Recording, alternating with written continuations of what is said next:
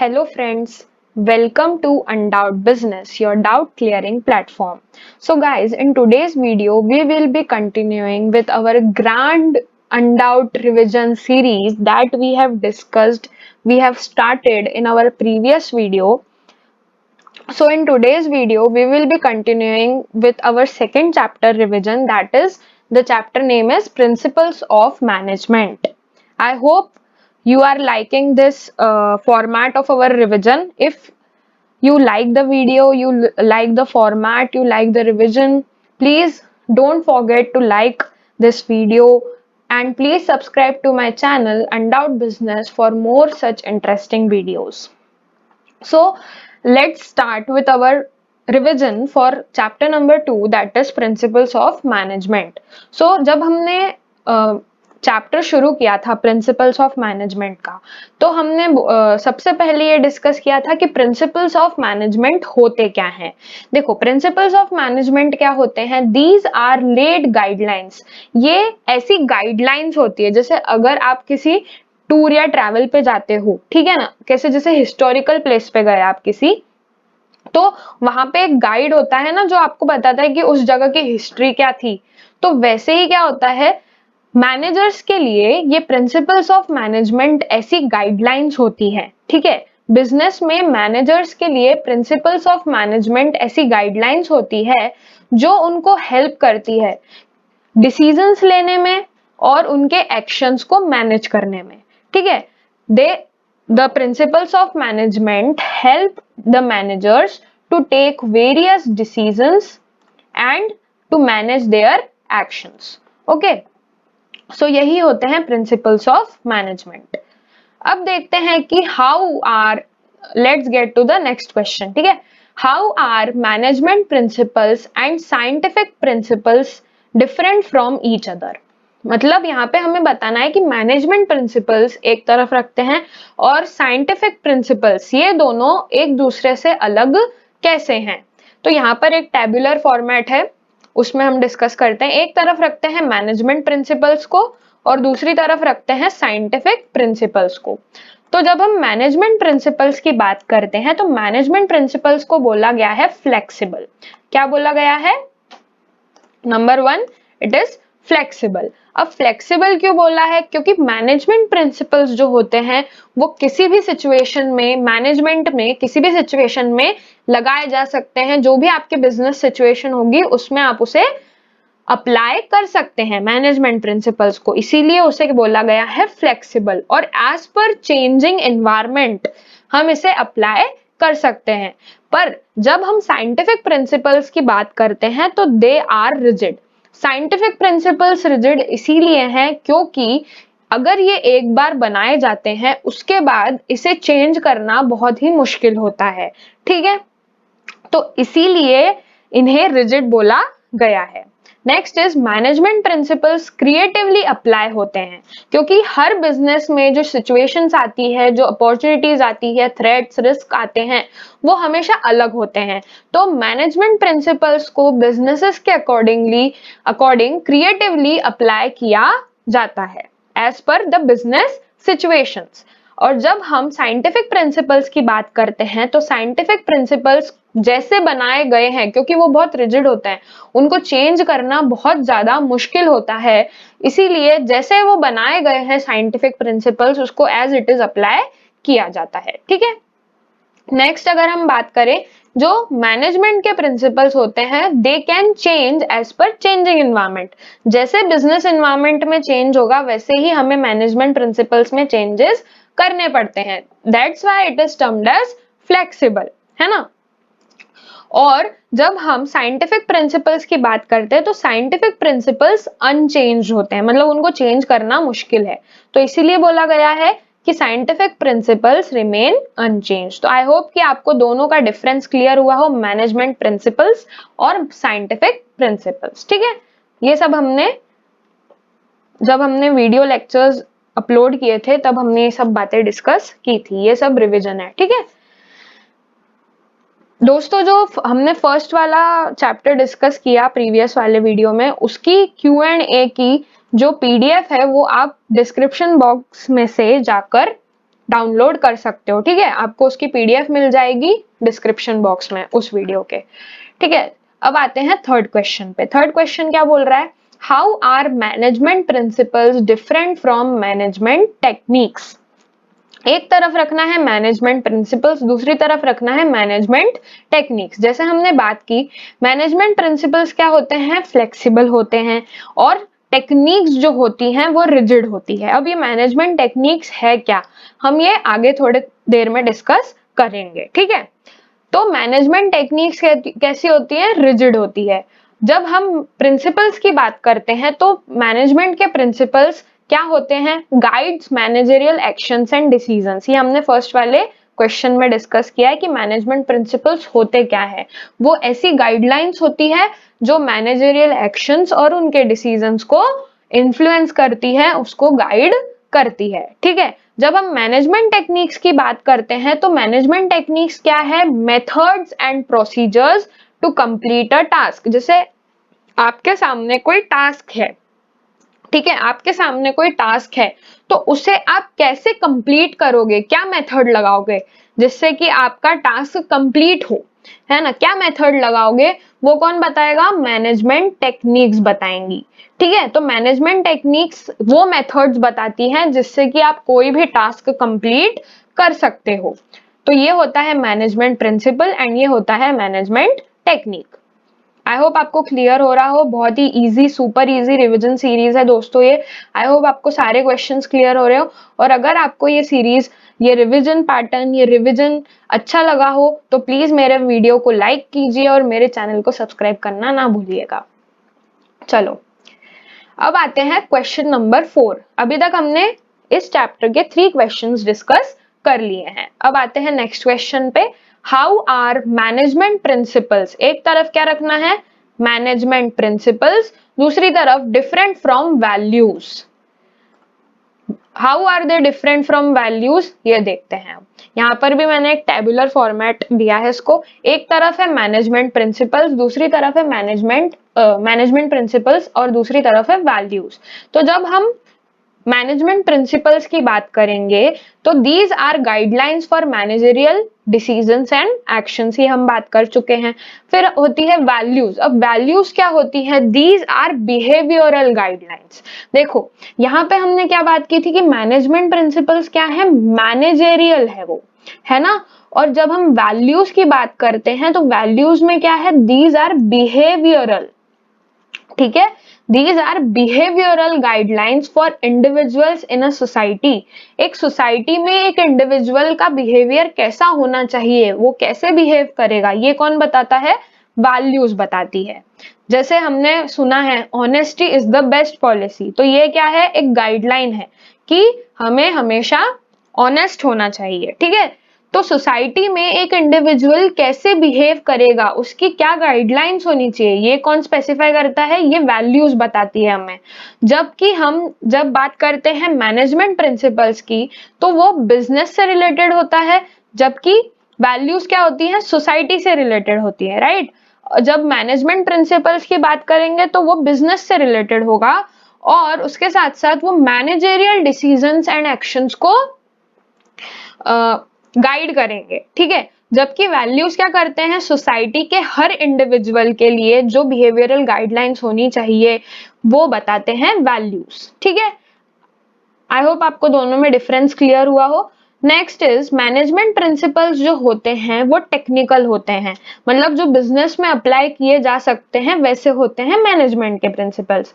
जब हम वैल्यूज की बात करते हैं तो वो एथिकल होते हैं, बेस्ड ऑन एथिक्स होते हैं, ठीक है, पूरी सोसाइटी के लिए वो होते हैं। तो वैल्यूज एक तरफ हमने रखा मैनेजमेंट प्रिंसिपल, एक तरफ हमने रखा वैल्यूज। आई होप दोनों में डिफरेंस क्लियर हुआ हो आपको।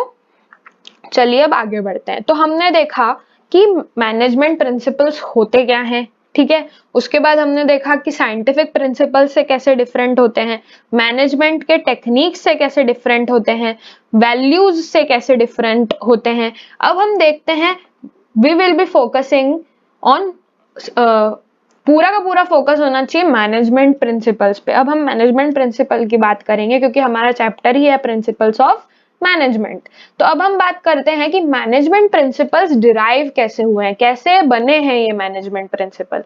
देखो मैनेजमेंट प्रिंसिपल जो हैं वो दो तरीकों से बने हैं। पहले तो बाय रिपीटेड एक्सपेरिमेंट्स, ठीक है, मतलब एक पर्टिकुलर सिचुएशन है, ठीक है, उसमें आपने एक प्रिंसिपल अप्लाई किया, ठीक है, अप्लाई किया, उस पर बार बार एक्सपेरिमेंट्स किए, तब जाकर एक मैनेजमेंट प्रिंसिपल बना है, ठीक है। आपने हर एक प्रिंसिपल पे बार बार एक्सपेरिमेंट्स किए, उसके बाद ही आपका मैनेजमेंट प्रिंसिपल्स डिराइव हुआ है।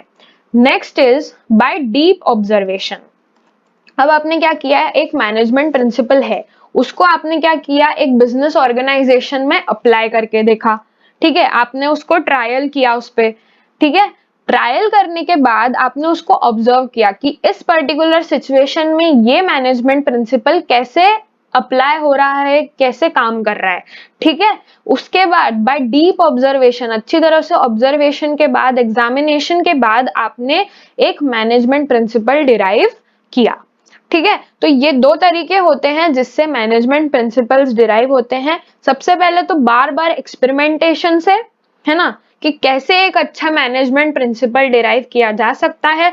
उसके बाद ऑब्जर्वेशन से कि ये मैनेजमेंट प्रिंसिपल इस बिजनेस सिचुएशन में कैसे काम कर रहा है, तो उससे आप एक अच्छा मैनेजमेंट प्रिंसिपल डिराइव कर सकते हो। तो how are management principles derived, experimentation से एंड ऑब्जर्वेशन से, ठीक है। आई होप आपको क्लियर हुआ हो ये क्वेश्चन। अब आते हैं नेक्स्ट क्वेश्चन पे। Guys we are following that Q&A format, ठीक है, उसमें कोई चेंज नहीं है, ओके। सो अब जो सिक्स्थ क्वेश्चन है वो कहता है what are the features of management principles. अब हमने बात की कि मैनेजमेंट प्रिंसिपल्स कुछ फिनोमिना से कैसे अलग होते हैं, कैसे डिराइव किए जाते हैं। अब हम मैनेजमेंट प्रिंसिपल्स होते कैसे हैं, what are the features, what are the characteristics, है ना, ऑफ मैनेजमेंट प्रिंसिपल्स, ये देखते हैं। देखो the features of management principles can be listed as follows. मैंने इसको एक एक लाइन में लिखा है, ठीक है, आप इसे चाहो तो अपनी कॉपीज में एक एक लाइन में एक्सप्लेन भी कर सकते हो, कोई दिक्कत नहीं है, ठीक है। तो देखो the features of management principles can be listed as follows. सबसे पहला है यूनिवर्सल एप्लीकेबिलिटी। अब देखो ये जो यूनिवर्सल एप्लीकेबिलिटी है ना दोस्तों, इसका मतलब ये होता है कि मैनेजमेंट में, बिजनेस में जो ये मैनेजमेंट प्रिंसिपल्स होते हैं ये अप्लाइड होते हैं, ठीक है, एप्लीकेबल होते हैं। Next are these are general guidelines, एक स्पेसिफिक कंडीशन के लिए कि भाई आपके पास ये मैनेजमेंट, मतलब ये जनरल गाइडलाइंस होती हैं, ये स्पेसिफिकली मतलब आपको कोई सॉल्यूशन नहीं देगी, किसी भी प्रॉब्लम के लिए कोई सॉल्यूशन नहीं देगी। ये जनरल गाइडलाइंस होती है जो आपको फॉलो करनी रहती है, आपको मतलब मैनेजर्स को फॉलो करनी रहती है, ठीक है। Formed by practice and experiment, जैसे हमने अभी डेरिवेशन पढ़ा कि किस तरह से मैनेजमेंट प्रिंसिपल्स डिराइव हुए हैं, तो formed by practice, bar bar experiments करने के बाद, ऑब्जर्वेशंस के बाद, प्रैक्टिस करने के बाद ही मैनेजमेंट प्रिंसिपल्स डिराइव हुए हैं, ठीक है। Next is they are flexible. Management principles as per changing environment apply किए जाते हैं, तो that's why they are termed as flexible. Next is mainly behavioural. देखो मेनली बिहेवियरल, अब यहाँ पे किसका बिहेवियर है, यहाँ पे जो कंपनी के मैनेजर्स हैं दोस्तों, ठीक है, जो कंपनी के मैनेजर्स होंगे,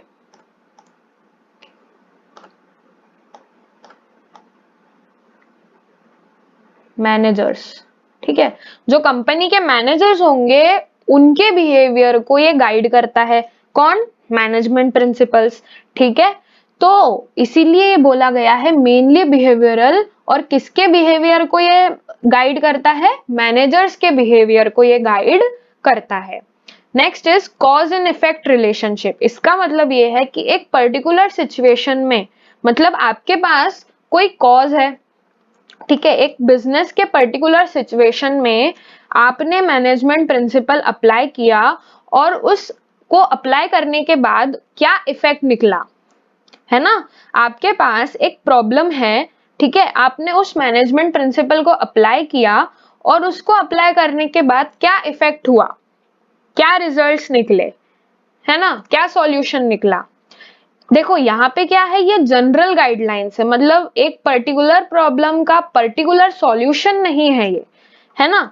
आपको देखना पड़ेगा, मतलब अप्लाई करके देखना पड़ेगा उसको, तभी आप एक पर्टिकुलर सिचुएशन में बोल सकते हो कि ये वाला मैनेजमेंट प्रिंसिपल अप्लाई होता है। तो कॉज एंड इफेक्ट रिलेशनशिप मतलब कि एक पर्टिकुलर कॉज है, उसके लिए आपने एक मैनेजमेंट प्रिंसिपल अप्लाई किया और उसके बाद उसका क्या इफेक्ट हुआ, है ना। तो ये मैनेजमेंट प्रिंसिपल के द्वारा उनमें क्या रिलेशनशिप है ना, कॉज एंड इफेक्ट में क्या रिलेशनशिप है, उसको हम लोग पता कर सकते हैं बाय मैनेजमेंट प्रिंसिपल्स, और ये सब बिजनेस में होता है, ठीक है। फिर नेक्स्ट इज कंटिंजेंट। कंटिंजेंट का मतलब होता है कि ये हर टाइप की ऑर्गेनाइजेशन में अप्लाई किया जाता है, ठीक है, हर टाइप के बिजनेस ऑर्गेनाइजेशन में ये अप्लाई किया जाता है। सो आई होप आपको इसके फीचर्स क्लियर हुए हो। यहाँ पे बिहेवियरल का मतलब है कि ये मैनेजर्स के बिहेवियर को इन्फ्लुएंस करता है। जनरल गाइडलाइंस का मतलब है कि ये जनरली अप्लाई किया जाता है एक पर्टिकुलर प्रॉब्लम के लिए। आप ये नहीं बोल सकते कि ये पर्टिकुलर सिचुएशन मतलब पर्टिकुलर सॉल्यूशन है ये, ठीक है, आपको अप्लाई करके देखना पड़ेगा उसको। तो आई होप आपको फीचर्स क्लियर हुए हो। गाइज अगर आपको ये रिवीजन करना, ये रिवीजन सीरीज अच्छी लग रही है तो प्लीज मेरे वीडियो को लाइक कीजिए और मेरे चैनल को सब्सक्राइब कीजिए, अपने फ्रेंड्स एंड फैमिली मेंबर्स में से शेयर कीजिएगा। चलो अब आगे बढ़े, तो आते हैं क्वेश्चन नंबर 7 पे। देखो ये सब जो अभी हम लोग डिस्कशन कर रहे हैं ये क्या है, ये सब बेसिक्स हैं, बेसिक्स ऑफ मैनेजमेंट प्रिंसिपल्स, ठीक है। अब ये मैनेजमेंट प्रिंसिपल्स है क्या और किसने दिए और आगे की जो बातें हैं वो हम थोड़ी देर में अभी डिस्कस करेंगे। तो अब आते हैं नेक्स्ट क्वेश्चन पे। अभी तक हमने 6 क्वेश्चंस डिस्कस कर लिए हैं। आई होप आपको ये क्वेश्चन आंसर फॉर्मेट अच्छा लग रहा होगा। अगर आपको अच्छा लग रहा है तो मुझे नीचे कमेंट बॉक्स में बताइए कि आपको इसमें इजी हो रहा है कि नहीं रिवीजन करना, इसे हम कंटिन्यू करें या कोई और फॉर्मेट आप चाहते हो जिसमें मैं रिवीजन करवाऊं, ठीक है। तो क्वेश्चन नंबर 7 पे आते हैं, ठीक है। Explain the significance of management principles in any organisation. अब हमने पढ़ा कि ये ठीक है मैनेजमेंट प्रिंसिपल होते हैं, ये ऐसे होते हैं वैसे होते हैं, ठीक है, ये तो बातें करिए। अभी इसका सिग्निफिकेंस क्या है, क्यों पढ़ रहे हैं यार अपन, है ना, क्यों पढ़ रहे हैं, क्यों पढ़ रहे हैं का आंसर कहाँ मिलेगा, इस क्वेश्चन में मिलेगा, ठीक है। What is the significance, why, क्यों पढ़ रहे हैं भाई। तो management principles are significant because it provides the managers with useful insight into reality। भाई फ्यूचर में रियलिटी में होने क्या वाला है, ठीक है। रियलिटी में देखो एक तो होता है अपना प्रिडिक्शन कि ऐसा हो सकता है, अंदाजे लगाते हैं अपन कि ऐसा हो सकता है। जबकि मैनेजर्स के लिए क्या होता है, मैनेजर्स के लिए मैनेजमेंट प्रिंसिपल्स के द्वारा they can get a insight into reality कि रियल सिचुएशन में रियलिटी में क्या होने वाला है, ठीक है, बिजनेस में क्या होने वाला है रियलिटी में, वो कैसे पता करेंगे, मैनेजमेंट प्रिंसिपल्स के थ्रू पता करेंगे। इसीलिए मैनेजमेंट प्रिंसिपल्स बहुत सिग्निफिकेंट होते हैं। Next is optimum utilisation of resources. देखो मैनेजमेंट प्रिंसिपल्स के द्वारा जो अपने पास लिमिटेड रिसोर्सेज हैं, अवेलेबल रिसोर्सेज है, हम उनको बेस्ट वे में यूज कर सकते हैं, ठीक है, इसीलिए मैनेजमेंट प्रिंसिपल्स बहुत सिग्निफिकेंट होते हैं। Next is scientific decisions. देखो मैनेजमेंट प्रिंसिपल्स के द्वारा हम क्या कर सकते हैं, ये गाइडलाइंस होती हैं, मैनेजर्स को क्या करेंगी, गाइड करेंगी। तो उन गाइडलाइंस के द्वारा क्या हो सकता है, डिसीजंस जो होते हैं, दे गाइड मैनेजरियल डिसीजंस। तो अच्छे लॉजिकल साइंटिफिक डिसीजंस ले सकते हैं मैनेजर्स, किसके द्वारा, मैनेजमेंट प्रिंसिपल्स के द्वारा। Next is meeting the requirements of dynamic environment. देखो जैसे कि मैंने आपको बताया था ना कि मैनेजमेंट प्रिंसिपल्स फ्लेक्सिबल होते हैं, तो बिजनेस एनवायरनमेंट में अगर कोई चेंज आया और जो अपनी कंपनी है उसमें अगर हमें कोई चेंज करना है तो ये क्या है, डायनामिज्म है। क्या है, जो एवर चेंजिंग एनवायरनमेंट है उसके रिक्वायरमेंट्स को मीट कर सकते हैं बिकॉज ऑफ मैनेजमेंट प्रिंसिपल्स। इसीलिए यहाँ पे लिखा है meeting the requirements of dynamic environment, किसके द्वारा? मैनेजमेंट प्रिंसिपल्स के द्वारा। फ्लेक्सिबल होते हैं, हम उन्हें चेंज कर सकते हैं as per situation, as per अवर चेंजिंग एनवायरनमेंट। ठीक है, I hope it is clear. Next is fulfilling the social responsibility. देखो आगे हम अभी कुछ ऐसे प्रिंसिपल्स पढ़ेंगे जहां पे क्या होता है कि जो सोशल रिस्पॉन्सिबिलिटी है बिजनेस की, वो क्या होती है? फुलफिल होती है। ठीक है, next is base for management training and research. देखो ये मैनेजमेंट प्रिंसिपल्स क्या होते हैं, इसी बेसिस पे कोई भी मैनेजर, कोई भी इंडिविजुअल एक मैनेजर बन सकता है। मैनेजमेंट ट्रेनिंग एंड रिसर्च के लिए इसको थ्योरेटिकल नॉलेज बेस मतलब थ्योरेटिकल नॉलेज के रूप में यूज किया जाता है। किनको? मैनेजमेंट प्रिंसिपल्स को। इसीलिए लिखा गया है कि मैनेजमेंट ट्रेनिंग एंड रिसर्च के लिए मैनेजमेंट प्रिंसिपल्स एक थ्योरेटिकल नॉलेज के रूप में यूज किए जाते हैं, इसीलिए मैनेजमेंट प्रिंसिपल्स आर सिग्निफिकेंट। चलो अब नेक्स्ट क्वेश्चन पे आए।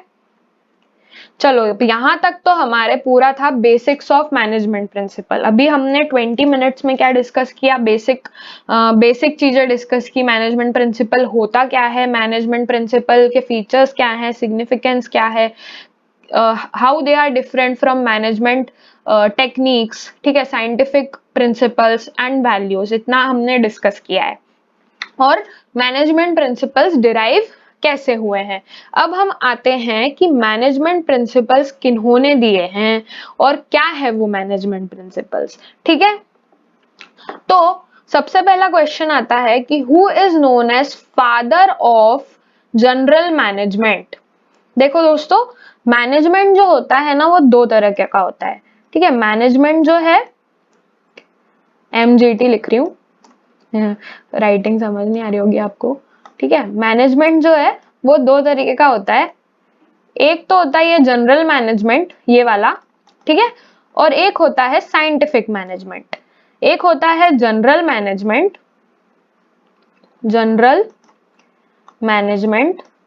ठीक है, एक होता है जनरल मैनेजमेंट और एक होता है साइंटिफिक मैनेजमेंट। साइंटिफिक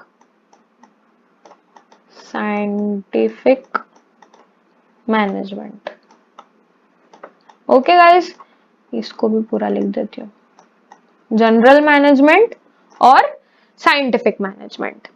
तो यहाँ पे क्या है, हमें पूछा गया है कि ये जनरल मैनेजमेंट के फादर कौन है। जनरल मैनेजमेंट का ख्याल कि भाई एक जनरल मैनेजमेंट होना चाहिए, है ना। जनरल मैनेजमेंट के फादर कौन है, किसके दिमाग में आया कि जनरल मैनेजमेंट होना चाहिए। तो general management, the father of general management is sir Henry Fayol.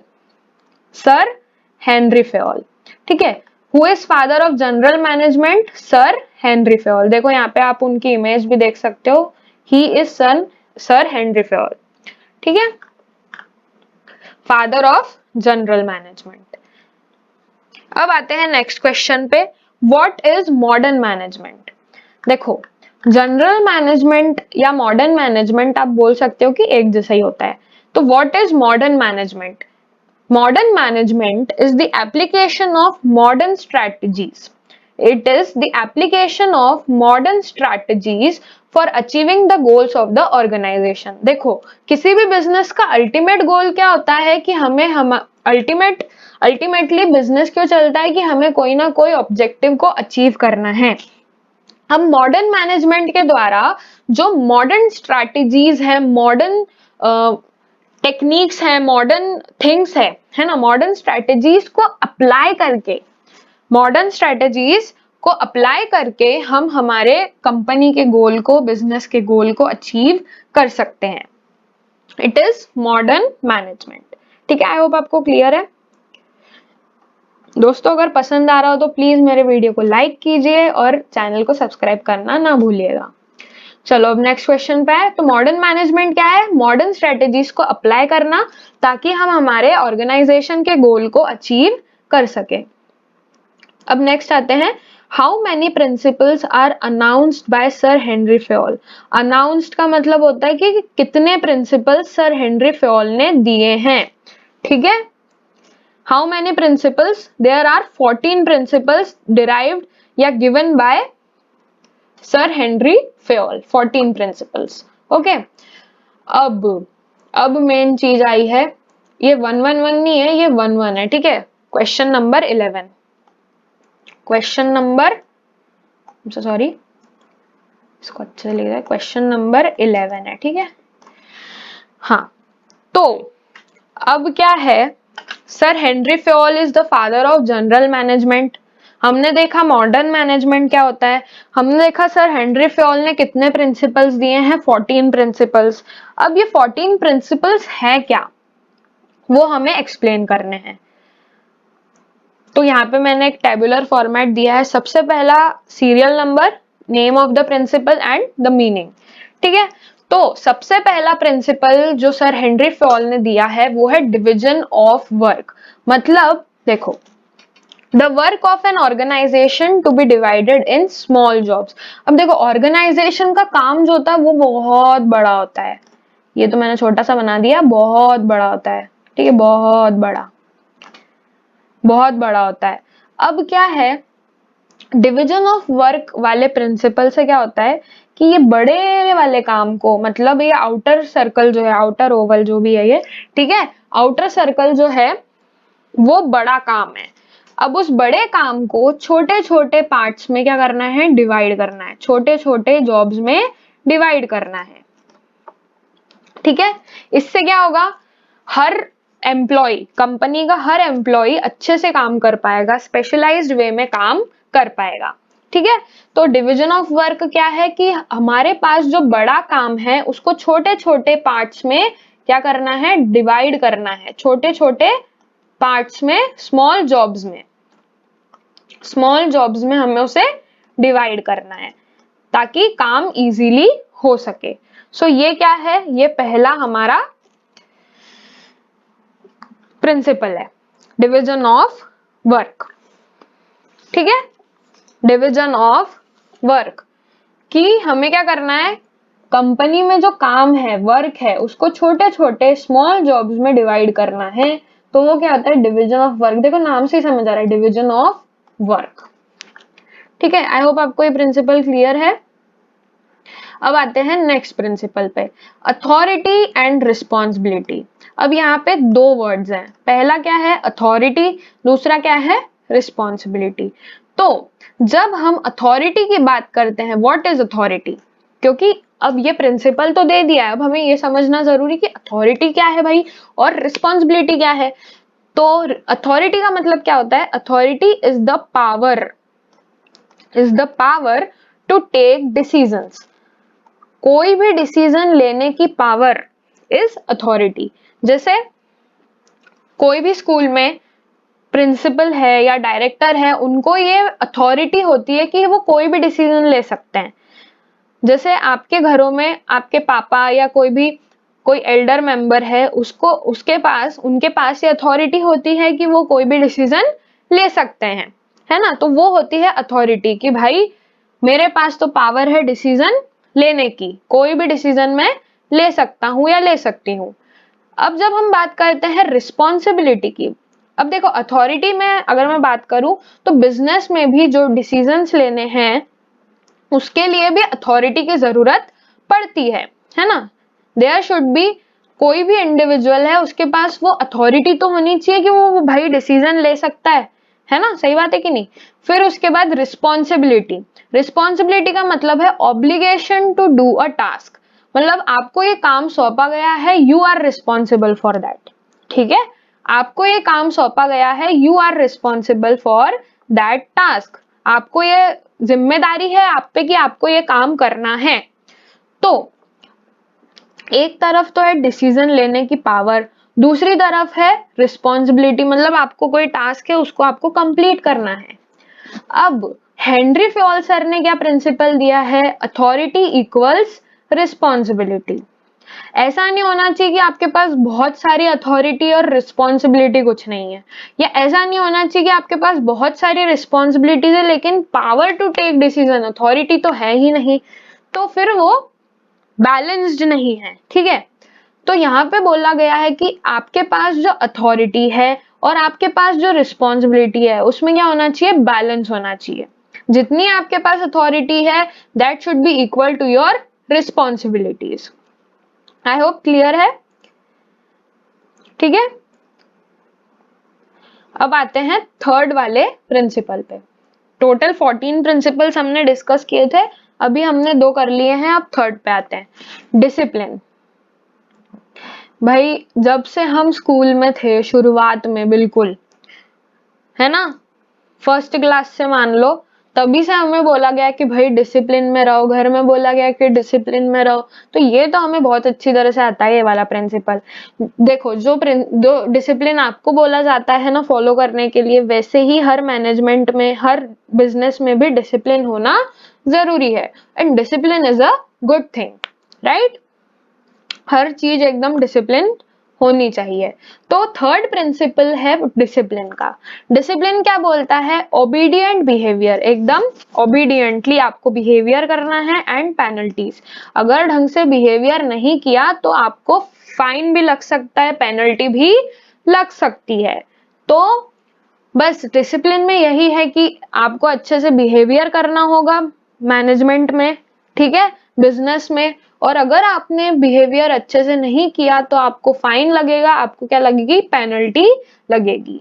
So there should be obedient behaviour in the management, in the business, and if not, the behavior is not good, then there is penalties, ठीक है।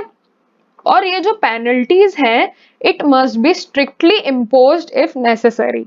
अगर मतलब अगर आपने अच्छे से behave नहीं किया तो it must be strictly imposed, right, है ना। अगर आपने डिसिप्लिन वे में बिहेवियर नहीं किया तो it must be strictly imposed in management.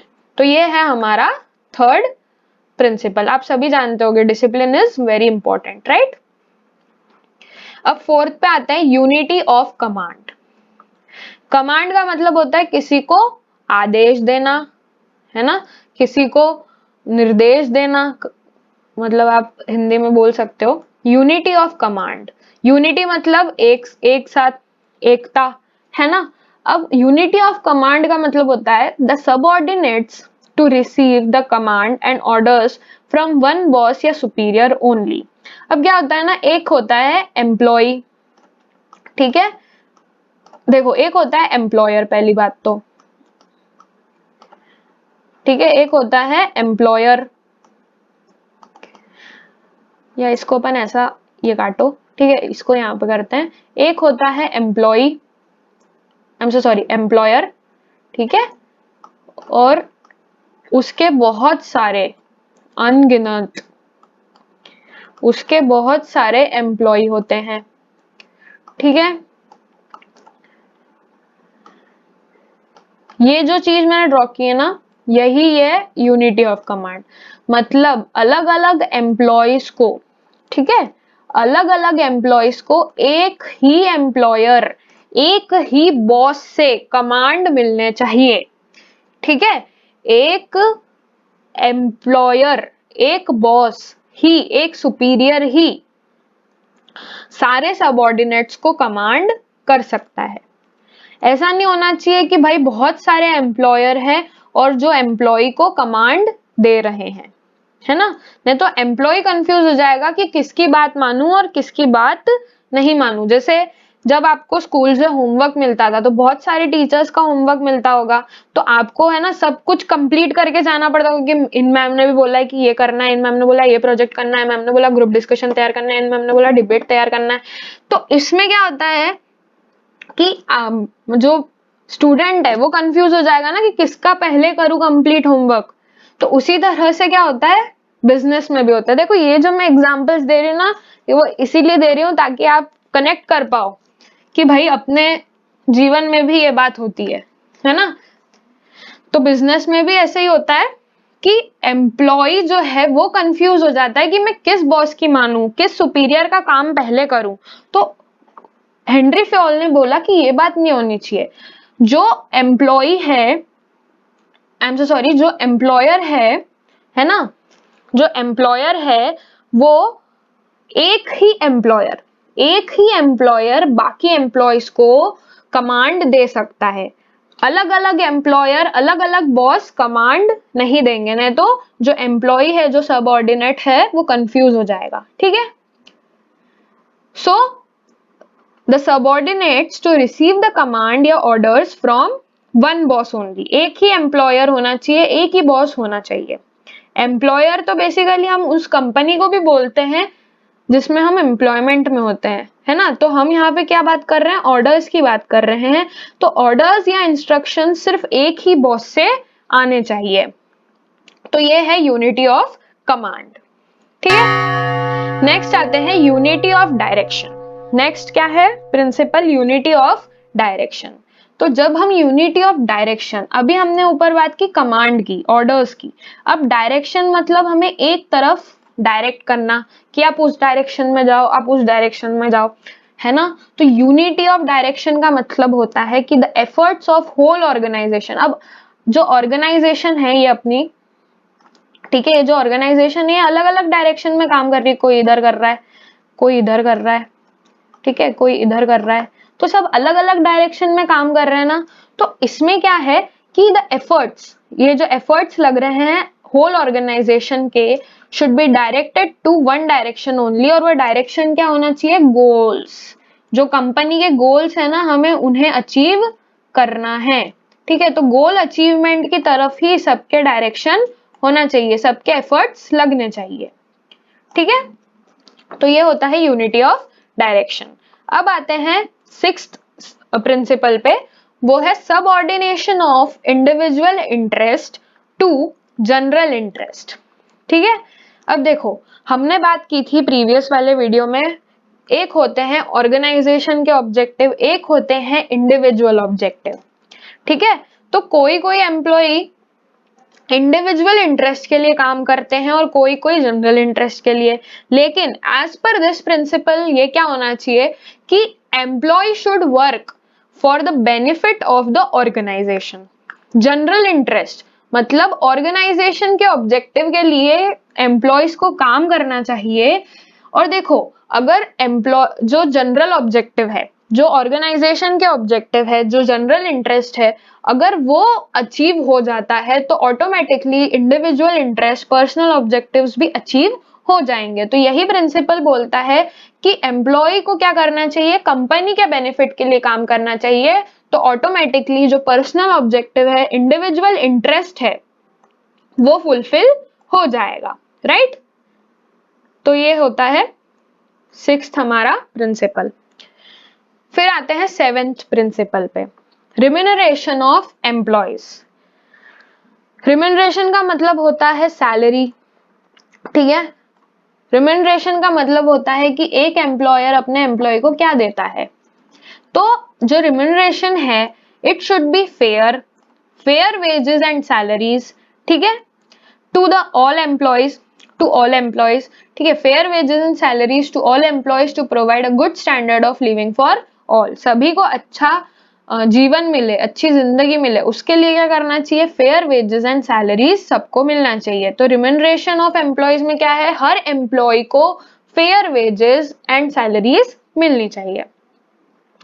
ठीक है, फिर एट्थ पे आते हैं सेंट्रलाइजेशन एंड डिसेंट्रलाइजेशन। अब इसमें भी दो टर्म्स है हमारे पास, पहला है सेंट्रलाइजेशन, दूसरा है डिसेंट्रलाइजेशन। देखो कोई कोई कंपनी में जो है सेंट्रलाइज्ड एसीज होते हैं, है ना, कोई कोई बहुत सारी जगह पे सेंट्रलाइज्ड एसीज होते हैं। तो सेंट्रलाइज्ड एसी क्या होता है, एक जगह मतलब उनका वो पूरा सेटअप होता है और सब दूर फिर वो एसी लगा रहता है ना। तो वैसे ही कंपनी में भी क्या होता है, सेंट्रलाइजेशन होता है। जो हमने अभी अथॉरिटी की बात की थी, अथॉरिटी मतलब पावर टू टेक डिसीजन, ये जो पावर टू टेक डिसीजन है ना, ये कुछ ही हाथों में रहता है। सेंट्रलाइजेशन की बात हो रही है। सेंट्रलाइजेशन में क्या होता है, authority in few hands, generally top level पे होता है। ठीक है, और जब हम डिसेंट्रलाइजेशन की बात करते हैं तो authority evenly distributed to the lowest level of the organisation. मतलब जब हम डिसेंट्रलाइजेशन की बात करते हैं तो जो अथॉरिटी है वो इवनली डिस्ट्रीब्यूट होती है हर लेवल पे, टू द लोएस्ट लेवल। और जब हम सेंट्रलाइजेशन की बात करते हैं तो अथॉरिटी जो होती है वो generally top level, top management के पास होती है इन फ्यू हैंड्स, ठीक है। इसीलिए अब ये तो बात हुई कि सेंट्रलाइजेशन क्या होता है और डिसेंट्रलाइजेशन क्या होता है।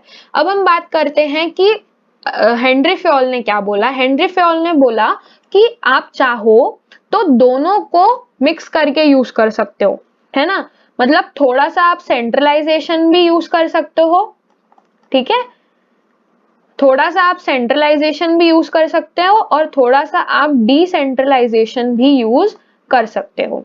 सो there should be a balance, है ना। देयर मतलब दोनों का आप यूज कर सकते हो in your organisation, centralisation and decentralisation. Henri Fayol sir ने ये बोला था। अब आते हैं 9th वाले प्रिंसिपल पे, स्केलर चेन। स्केलर चेन का मतलब होता है a chain of authority establish to communicate easily. अब आपने कंपनी का पूरा ऑर्गेनाइजेशन स्ट्रक्चर तो क्रिएट किया, है ना।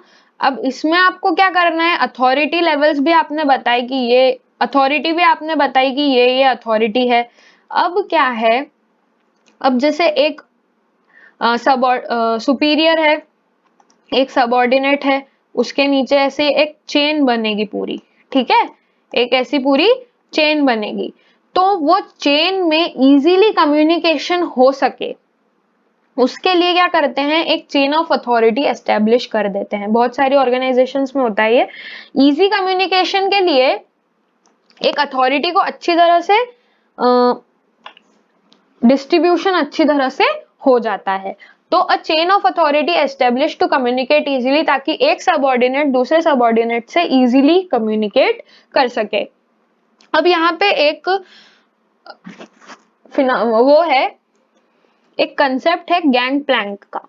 अब देखो, यहाँ पे एक सबऑर्डिनेट है, यहाँ पे एक सबऑर्डिनेट है, ये क्या बन गया, ठीक है, एक सबऑर्डिनेट यहाँ है, एक सबऑर्डिनेट यहाँ है। अब इनको क्या करना है, कम्युनिकेट करना है। एक सबऑर्डिनेट यहाँ है, एक सबऑर्डिनेट यहाँ है, ऐसी पूरी चेन बनी हुई है, ठीक है। अब क्या है, जिससे सपोज इस वाले एम्प्लॉय को इस वाले से कम्युनिकेट करना है, ठीक है, इस वाले पर्सन को इस वाले से कम्युनिकेट करना है, तो वो कैसे करेगा। अब इसीलिए, अब देखो, अगर इसको मतलब अगर ये गैंग प्लैंक का कंसेप्ट नहीं होता तो उसको पूरी अथॉरिटी की चेन फॉलो करनी पड़ती, है ना। अगर मान लो कोई अर्जेंट डिसीजन लेना है तो नहीं हो पाता वो, क्योंकि उसको पूरी अथॉरिटी की लाइन फॉलो करनी पड़ती।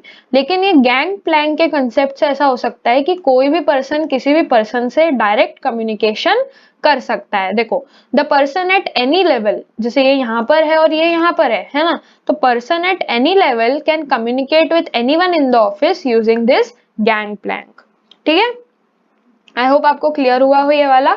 कौन सा था ये, स्केलर चेन का। स्केलर चेन मतलब एक अथॉरिटी लाइन एस्टेब्लिश होती है ऑर्गेनाइजेशन में, ताकि लोग इजीली कम्युनिकेट कर सके। और अगर आपको डायरेक्ट कम्युनिकेशन चाहिए तो आप गैंग प्लैंक का यूज कर सकते हो, ठीक है। नेक्स्ट 10th वाला प्रिंसिपल, ऑर्डर। ऑर्डर मतलब everything should be properly arranged in the organisation, ठीक है। मतलब हर चीज के लिए एक प्रॉपर प्लेस होनी चाहिए जहां पे हर चीज रखी होगी। हर पर्सन के लिए, हर एम्प्लॉय के लिए अच्छी तरह से केबिन होना चाहिए, हर चीज ऑर्डर में होनी चाहिए, ताकि एक अच्छी तरह से काम हो सके, ठीक है। Everything should be arranged in the organisation properly. तो नेक्स्ट आते हैं, अब ऑर्डर वाला सिंपल था, है ना।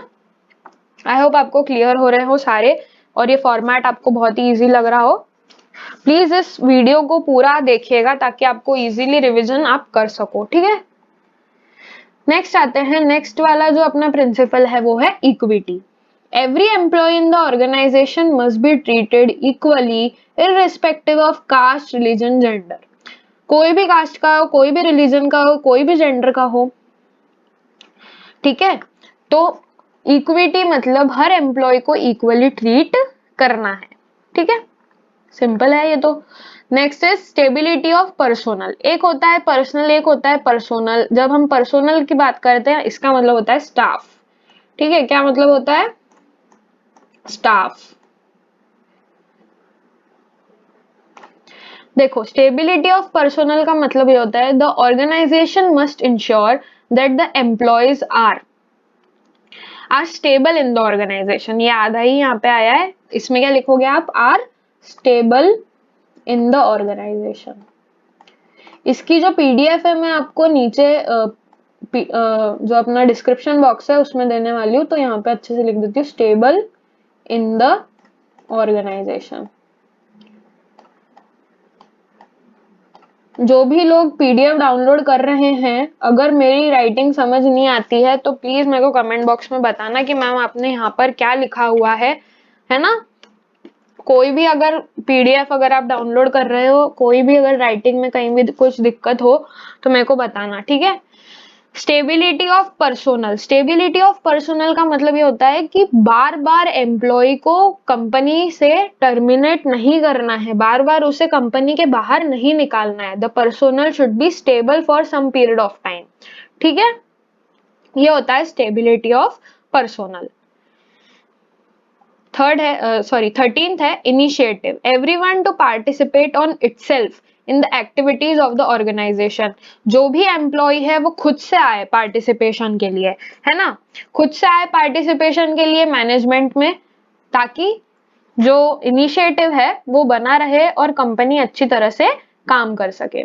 Next is the last principle is spirit de corps, मतलब everyone should work in a team to achieve the goals of the organisation. Basically management है क्या, management is a group, management is a team, तो they should work in a team, है ना, in a spirit to achieve the goals of the, there should be team spirit to achieve the goals of the organisation, ठीक है।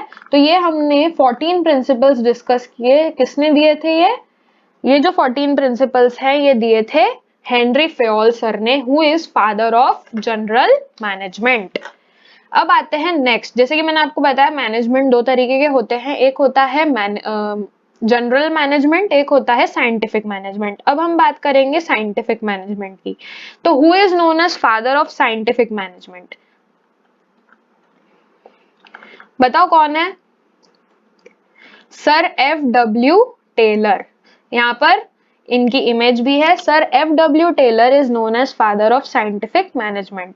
अब scientific management क्या होता है, scientific management it is a scientific theory of analysis of every element in the organisation, of every element of management. Management के हर एक element को साइंटिफिकली एनालाइज करो, लॉजिकली सोचो, रेशनली सोचो, तब जाके एक डिसीजन पे आओ, है ना, इट इज साइंटिफिक मैनेजमेंट। हर चीज को साइंटिफिकली सोचो and come to a conclusion, ठीक है, तो it is scientific management.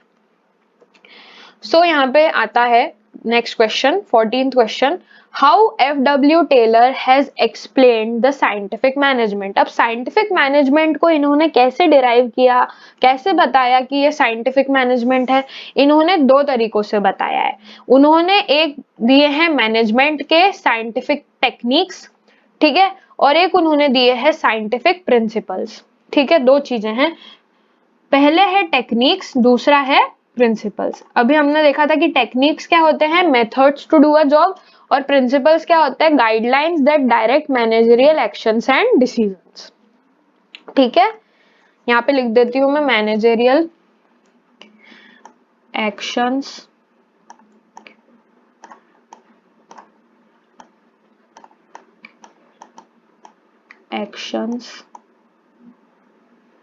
NS है वो, एंड अगर राइटिंग समझ नहीं आया ना तो नीचे बताना, ठीक है, वीडियो में थोड़ी ऐसी आ जाती है, ठीक है। डिसीजंस, सो प्रिंसिपल्स क्या है, guidelines that direct managerial actions and decisions, ठीक है, दिख तो नहीं रहा होगा, हाँ चलो। क्वेश्चन नंबर 15, तो जो एफ डब्ल्यू टेलर सर है उन्होंने एक दिए हैं टेक्निक्स और एक दिए हैं प्रिंसिपल्स। सबसे पहले हम बात करते हैं टेक्निक्स के बारे में।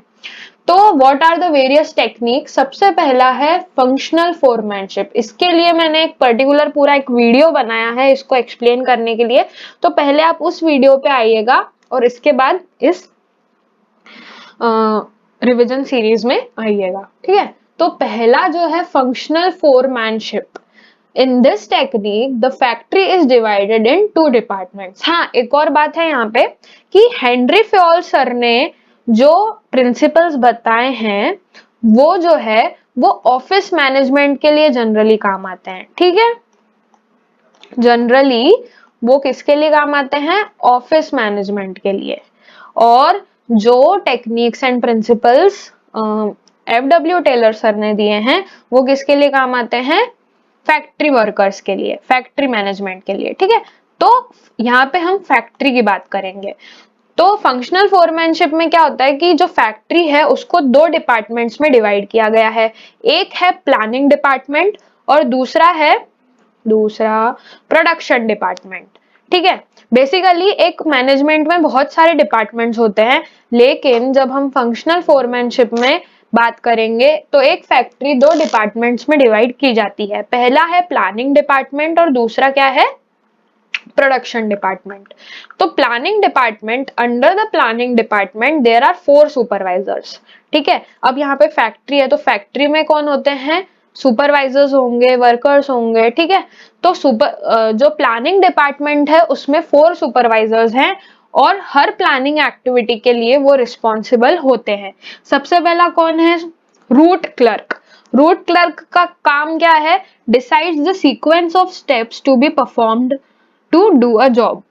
मतलब एक जॉब को परफॉर्म करने के लिए क्या रूट होना चाहिए, क्या रूट होना चाहिए, ठीक है। एक जॉब को परफॉर्म करने के लिए क्या रूट होना चाहिए वो कौन बताएगा? ये रूट क्लर्क बताएगा, ठीक है। जैसे आप कोई ट्रिप पे जाते हो तो एक जगह पहुंचने के लिए क्या रूट होना चाहिए, है ना। एक जगह पहुंचने के लिए क्या रूट होना चाहिए वो आप मैप से पता करोगे। वैसे ही ऑर्गेनाइजेशन में किसी भी काम को करने के लिए क्या रूट होना चाहिए, क्या कहाँ कहाँ पहुंचना है ना, कहाँ कहाँ रेस्ट लेना है, क्या काम करना है, वो कौन बताएगा? रूट क्लर्क बताएगा। सीक्वेंस ऑफ स्टेप्स बताएगा जो कि आपको परफॉर्म करनी होती है किसी भी जॉब को करने के लिए। तो रूट क्लर्क ये काम करेगा। दूसरा, ये सब प्लानिंग डिपार्टमेंट है, ठीक है। फिर उसके बाद instruction card clerk gives general instructions to carry out a job. Instructions बताएगा वो कि आपको क्या क्या करना चाहिए। फिर time and cost clerk keeps a check over the time required to do a job and cost of doing a job. मतलब किसी भी काम को करने के लिए कितना टाइम लगना चाहिए और क्या कॉस्ट लगेगी वो कौन चेक करेगा? ये time and cost clerk check करेगा। Next is disciplinarian, responsible for maintaining discipline in any organisation, ठीक है। सो ये है प्लानिंग डिपार्टमेंट के 4 सुपरवाइजर्स। कौन कौन? Route clerk, instruction card clerk, time and cost clerk and disciplinarian. अब नेक्स्ट आते हैं प्रोडक्शन डिपार्टमेंट पे। These are responsible for maintaining optimum level of production and output of an organisation. जो आपने target set किया है उतना आउटपुट मिला कि नहीं मिला उसको मेंटेन करने के लिए कौन है? प्रोडक्शन डिपार्टमेंट के लोग होते हैं। यहाँ पर भी 4 सुपरवाइजर्स हैं। पहला है गैंग बॉस। गैंग बॉस का काम क्या होता है? He ensures proper arrangement of resources of production for the organisation. Production के लिए जो भी रिसोर्सेज लगेंगे, ठीक है, लैंड, लेबर, कैपिटल, है ना, जो भी लगेगा आपको उसको अरेंज करने का काम किसका है? गैंग बॉस का। जैसे एक पर्सन होता है ना वो पूरी अपनी गैंग बना लेता है, वैसे ही इसका काम क्या होगा? ये किसकी गैंग बनाएगा? रिसोर्सेस की गैंग बनाएगा कि प्रोडक्शन करने के लिए, गुड्स एंड सर्विसेज को प्रोड्यूस करने के लिए कौन से रिसोर्सेज लगेंगे, ठीक है।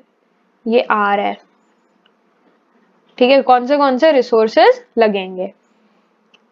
Next is speed boss. Speed boss क्या करेगा? Ensures timely completion of job. जो जॉब है वो टाइम से कंप्लीट होता है कि नहीं होता है, क्या है आपकी स्पीड, ये कौन देखेगा? स्पीड बॉस देखेगा। Next is repair boss. Repair boss क्या करेगा? मशीनरी अच्छे से काम कर रही है कि नहीं, सारे टूल्स अच्छे से काम कर रहे हैं कि नहीं, वो ये देखेगा, ठीक है। इंस्पेक्टर क्या करेगा? Keeps a check over quality control. तो जो भी क्वालिटी है, आपको बेस्ट स्टैंडर्ड्स उसके अचीव करने हैं, क्वालिटी कंट्रोल के लिए कौन है? इंस्पेक्टर है। तो ये सब प्रोडक्शन डिपार्टमेंट के लोग होंगे जो कि कंपनी या फैक्ट्री का प्रोडक्शन देखेंगे, ठीक है।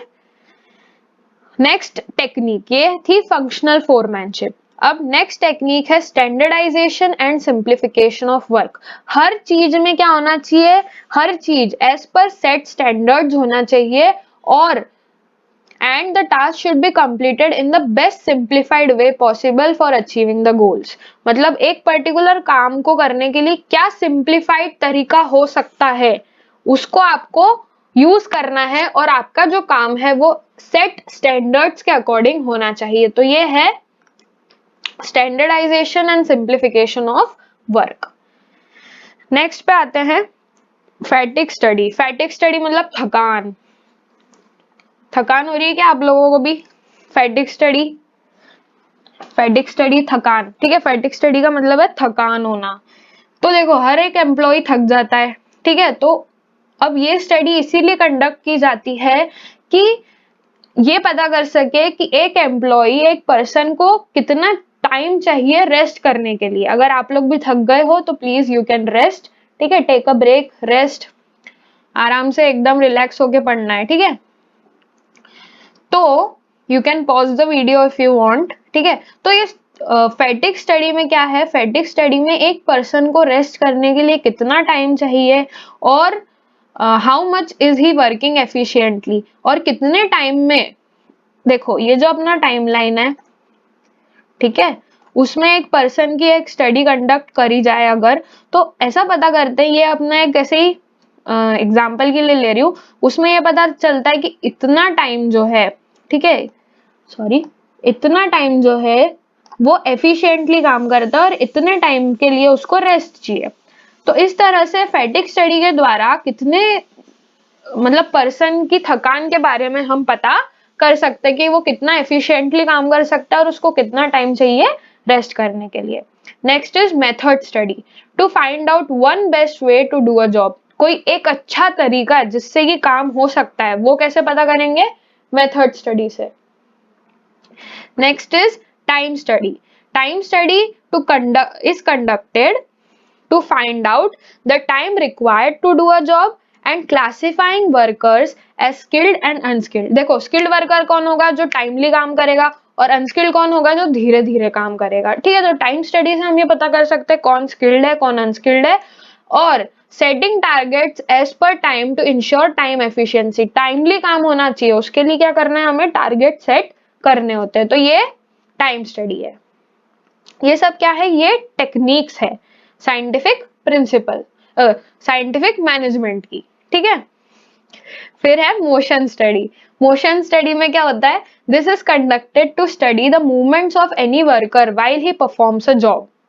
अब जैसे अपन कोई कोरियोग्राफी करते हैं, ठीक है, उसमें वो बताती है ना कि 1 2 3 4 5 6 7 8 8 7 6, वो बताती है ना कि ऐसे ऐसे चलाओ पैर, ऐसे हाथ चलने चाहिए, है ना। जब हम कोई भी डांस करते हैं, कोरियोग्राफी वीडियो देख लेंगे तो उसमें ऐसे ही रहता है कि 1 2 3 4 3 4 2 1 ऐसा रहता है ना। तो मोशन स्टडी में भी बिजनेस में ऐसा ही होता है कि किसी भी वर्कर के मूवमेंट्स को स्टडी करना होता है। कितने मूवमेंट्स वो करता है जब वो काम कर रहा है, कितने मूवमेंट्स वो कर रहा है बॉडी के जब वो काम कर रहा है। तो इस स्टडी कैसे पता करेंगे? मोशन स्टडी के द्वारा पता करेंगे।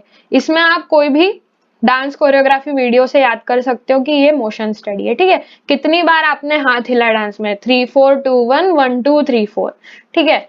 अब आते हैं नेक्स्ट टेक्निक पे, that is differential piece wage system. देखो it is providing wages to the employees, ठीक है, as per the output produce by them. मतलब एक पर्सन ने कितने यूनिट्स ऑफ कमोडिटी प्रोड्यूस किया है, उसके अकॉर्डिंगली उसको वेज मिलेगा। For example, there are 3 workers in a factory A, B and C. A is producing 100 units of output, B is producing 120 units of output, C is producing 150. Units of output. The standard wage is 100 per unit. हर एक unit के लिए कितना रुपए मिलेगा? 100 रुपए मिलेगा। How much wage should be given to each worker? तो देखो 100 यूनिट्स ए प्रोड्यूस कर रहा है तो 100 के अकॉर्डिंग 10,000 रुपीज हुए, है ना। 120 बी प्रोड्यूस कर रहा है 100 के अकॉर्डिंग 12,000 हुए। सी कितना कर रहा है? 150 यूनिट्स कर रहा है 100 के अकॉर्डिंग 15,000 हुए। तो एज पर देयर आउटपुट कितना उन्होंने कमोडिटी प्रोड्यूस की, कितने यूनिट्स, उसके अकॉर्डिंग एक पर्टिकुलर स्टैंडर्ड वेज रेट पे उनको मिलेगा उनका वेज। ठीक है, 10,000, 12,000 और 15,000। तो ये होता है डिफरेंशियल पीस वेज सिस्टम। अब नेक्स्ट है मेंटल रिवॉल्यूशन। मेंटल मतलब दिमाग का और रिवॉल्यूशन मतलब चेंज। तो it is changing the attitude of employees and management towards each other and building a positive attitude. हमें क्या करना है? पॉजिटिव एटीट्यूड बिल्डअप करना है ऑर्गेनाइजेशन में। वो किसके द्वारा हो सकता है? मेंटल रिवॉल्यूशन के द्वारा हो सकता है। नेक्स्ट क्वेश्चन इज, अब हमने अभी तक यहाँ पर टेक्निक्स डिस्कस की जो एफ.डब्ल्यू. टेलर ने साइंटिफिक मैनेजमेंट में दी थी। अब हम क्या बात करेंगे? प्रिंसिपल्स की। तो the various principles of scientific management are science not rule of thumb. Every job in the organisation should be decided as per scientific analysis. यही तो है साइंटिफिक मैनेजमेंट की, हर चीज को साइंटिफिकली एनालाइज करो, रेशनल थिंकिंग करो, है ना। एंड इट द जॉब या the decision should not be based on intuitions. अंदाजे में हमें कोई भी डिसीजन नहीं लेने हैं, हमें साइंटिफिकली हर चीज को सोचना है। Not rule of thumb means that no dictatorship, मतलब कि he emphasized that there is one best way to do a job which needs to be found out।